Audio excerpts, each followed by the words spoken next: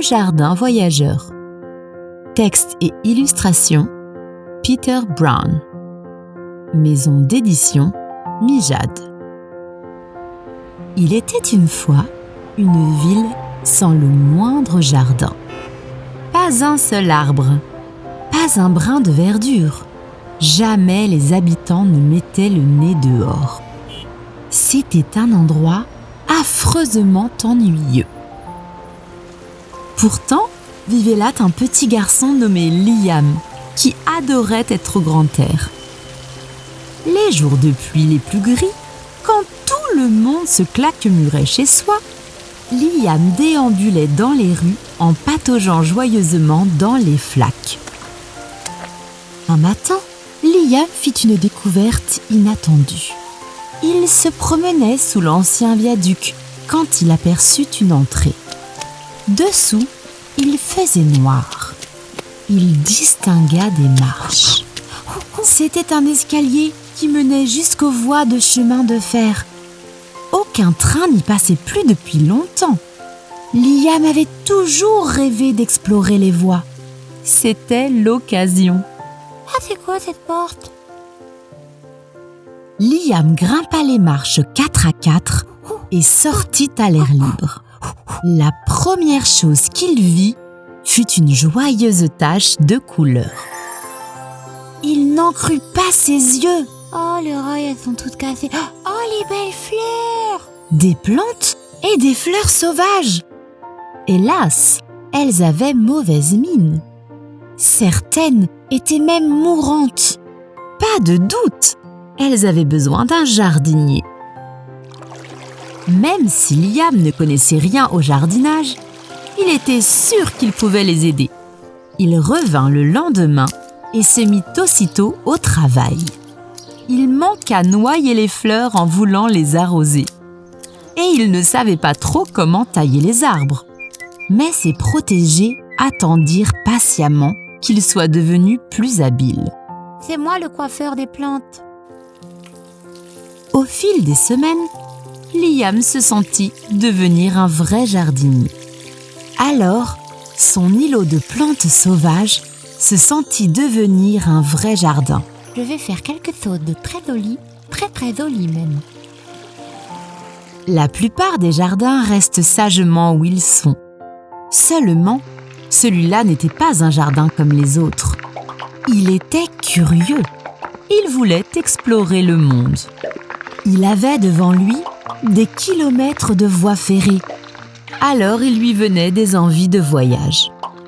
Les petites mousses tenaces et les grandes herbes folles étaient les plus intrépides.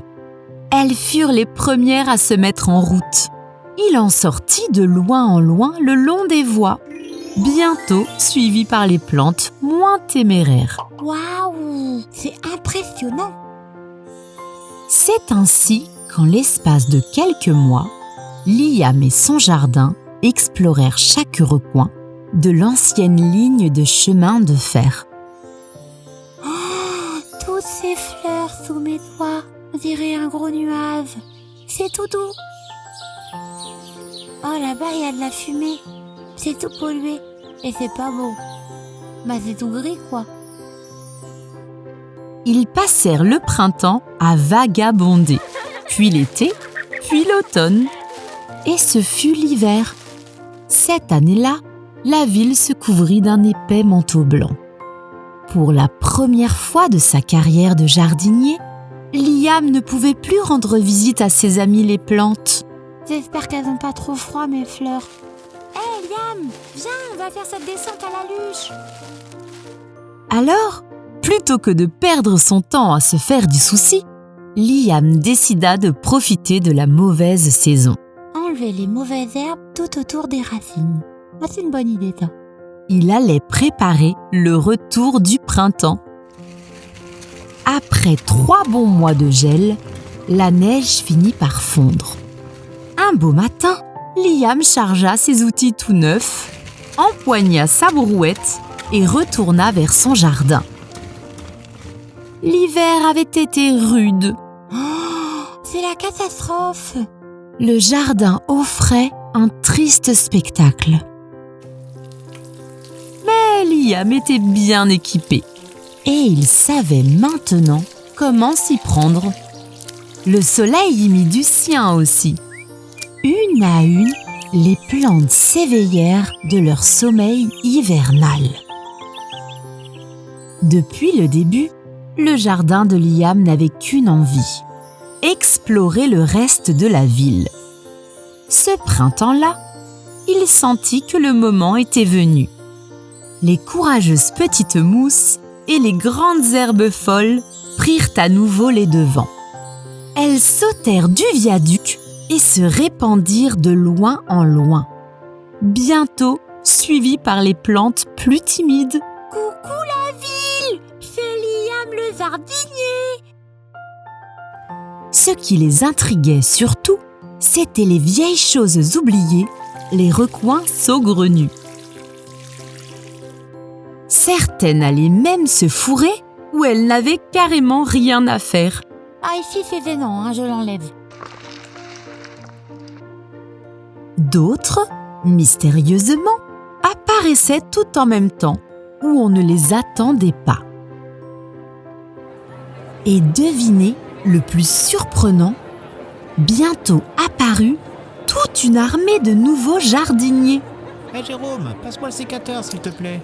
Ah ben je l'ai pas, je l'ai prêté à Viviane.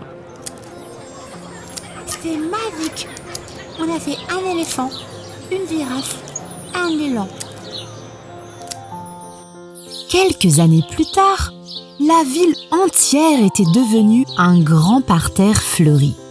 Pourtant, de tous les jardins, le préféré de Liam resta toujours son jardin voyageur. Celui par où tout avait commencé. Oh, regarde Liam! Même les oiseaux sont revenus nous dire bonjour. Bravo mon chéri, tu as fait un travail incroyable. Comme ça Liam, je continue de couper.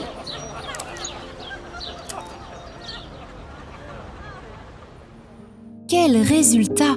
On peut dire bravo à Liam pour son travail et son courage. Ça fait du bien de se détendre avec des histoires. Si tu as aimé ce livre, tu as le lien pour l'acheter en dessous, dans la description. Et pour ne louper aucune histoire, tu peux t'abonner à la chaîne, activer la cloche pour être informé des nouveautés, mettre un pouce en l'air et nous écrire un joli commentaire. À très vite les amis.